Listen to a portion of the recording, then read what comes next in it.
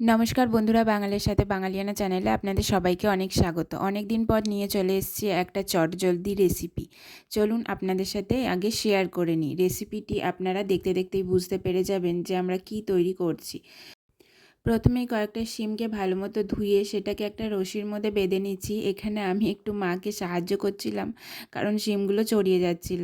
আপনারা চাইলে এটাকে কোনো একটা টিফিন বক্সের মধ্যে ভরেও দিতে পারেন। তারপরে ভাতের মধ্যে আমরা দিয়ে নিয়েছিলাম শিম আর আলু। এরপর একটা কড়াইয়ের মধ্যে দিয়ে দিতে হবে সর্ষের তেল।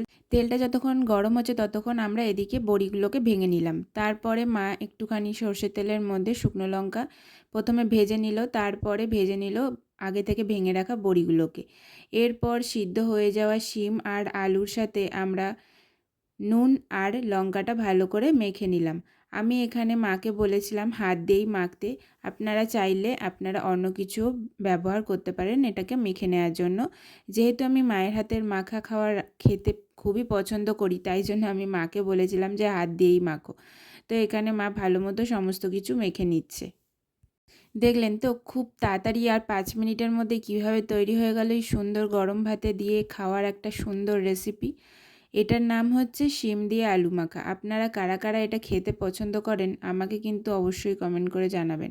সব শেষে আমরা এর মধ্যে দিয়ে নিলাম একটুখানি বড়ি, যেটা আগে থেকে ভেজে রেখেছিলাম।